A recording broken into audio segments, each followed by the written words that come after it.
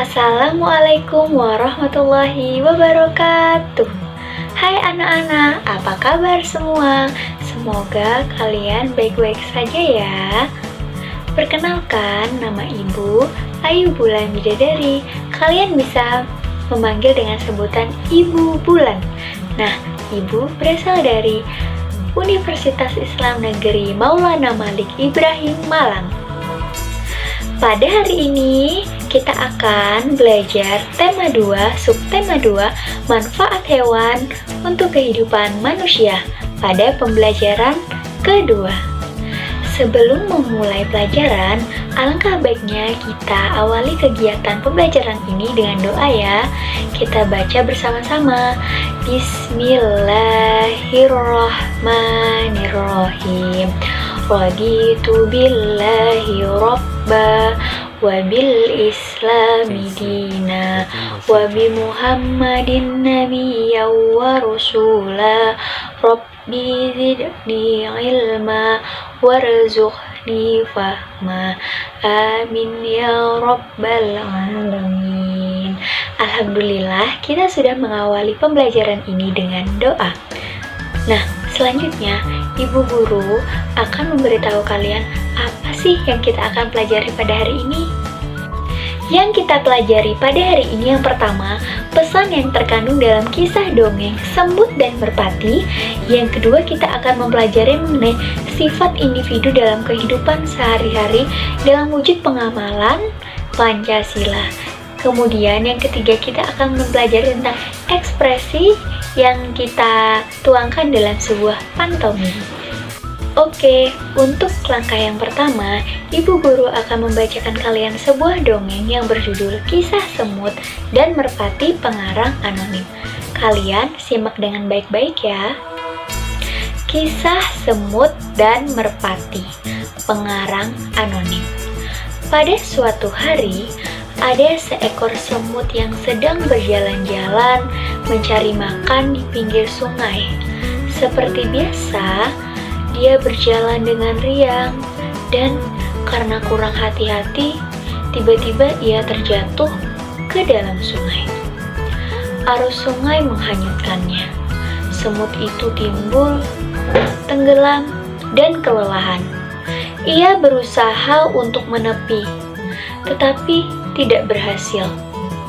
Seekor burung merpati kebetulan bertengger di ranting pohon yang melintang di atas sungai. Melihat semut yang hampir tenggelam dan merasa iba. Burung merpati itu memetik daun dan menjatuhkannya di dekat semut. Semut merayap naik ke atas. Akhirnya ia berhasil menyelamatkan dirinya dengan bantuan tersebut dan mendarat di tepi sungai. Tidak lama kemudian, sang semut melihat seorang pemburu burung sedang mengendap-endap berusaha mendekatinya tadi. Pemburu itu kesakitan dan terkejut. Ia mengibas ranting yang tadinya akan digunakan untuk menangkap burung. Burung merpati menyadari keberadaan pemburu yang sibuk mengibas-ngibaskan ranting. Akhirnya, sang burung pun terbang dan menyelamatkan dirinya. Nah, setelah Ibu bacakan kisah semut dan merpati bagaimana? Seru kan? Nah, selanjutnya Ibu mau tanya nih, apa isi kandungan atau pesan yang ada dalam cerita kisah semut dan merpati? Ada yang tahu?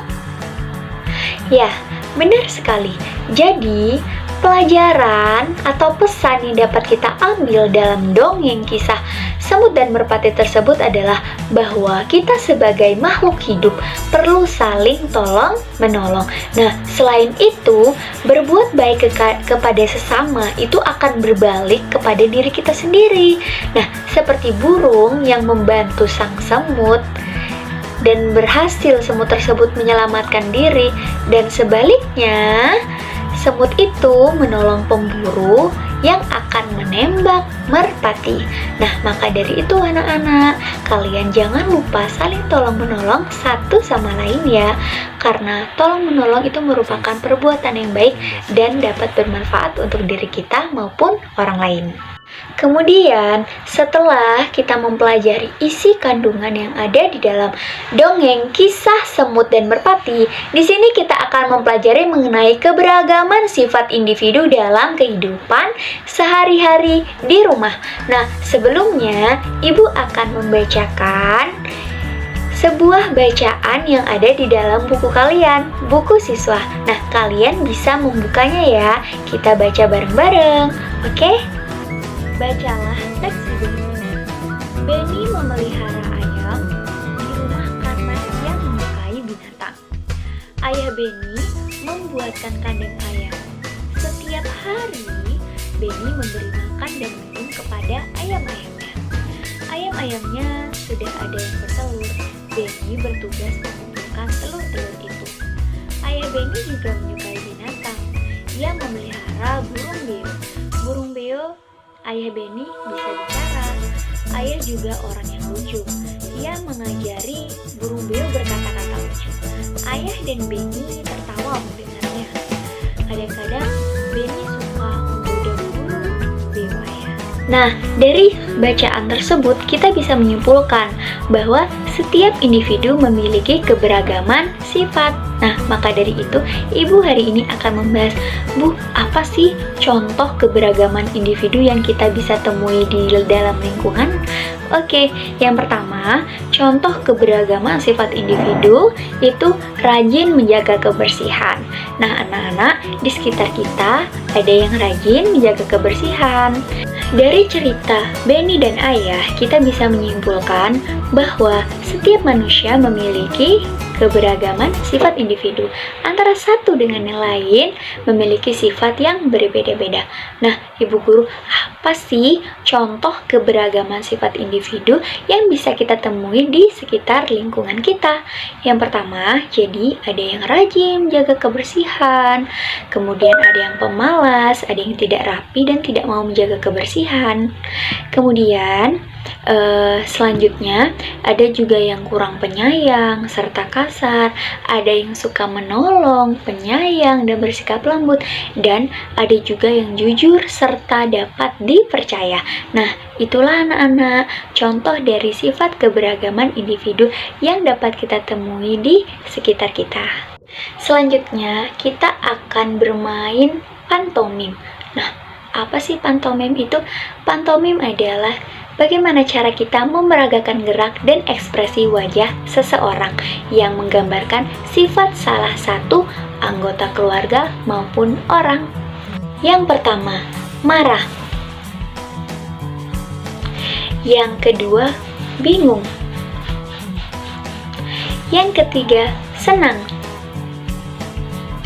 Yang keempat, sedih.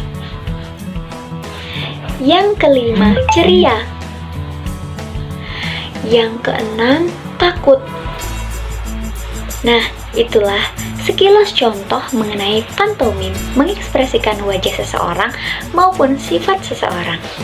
Nah, itulah sekilas materi yang Ibu bisa sampaikan kepada anak-anak yang hebat ini. Nah, sebelum Ibu tutup, di sini Ibu akan memberikan sebuah kesimpulan dari materi yang kita pelajari tadi. Jadi anak-anak, yang pertama, kesimpulan yang pertama yang kita bisa ambil dari sebuah dongeng Kisah Semut dan Merpati tersebut, alangkah baiknya kita selalu saling tolong-menolong satu sama lain, karena perbuatan tersebut dapat bermanfaat untuk diri kita maupun orang lain. Nah, jangan lupa kalian saling tolong-menolong satu sama lain ya. Kemudian yang kedua, kesimpulan yang kita dapat ambil dari pelajaran hari ini bahwa setiap individu memiliki sifat yang berbeda-beda. Maka dari itu disebutlah keberagaman sifat individu. Nah, yang ketiga, jadi kita sudah mempelajari mengenai apa? Ya, benar. Kita sudah mempelajari mengenai pantomim. Nah, pantomim itu bagaimana cara kita menggerakkan tubuh maupun ekspresi kita yang menggambarkan sifat maupun seseorang. Begitu anak-anak. Nah, kegiatan pembelajaran pada hari ini sudah selesai. Tadi sebelum memulai pembelajaran, kita awali dengan doa. Nah, di ayat pembelajaran juga kita harus mengakhiri dengan doa. Kita doa Al-Fatihah. Bismillahirrahmanirrahim. Alhamdulillahi Rabbil Alamin. Ar-Rahmanirrahim. Maliki Yaumiddin. Iyyaka na'budu wa iyyaka nasta'in. Ihdinas siratal mustaqim. Siratal ladzina an'amta 'alaihim ghairil maghdubi 'alaihim waladdallin. Amin. Nah, alhamdulillah hari ini kita belajar lancar ya anak-anak, dari awal sampai ke akhir. Jangan lupa kita mengucap alhamdulillah. Nah, cukup sekian materi dari Ibu Bulan. Kurang lebihnya mohon maaf. Wassalamualaikum warahmatullahi wabarakatuh.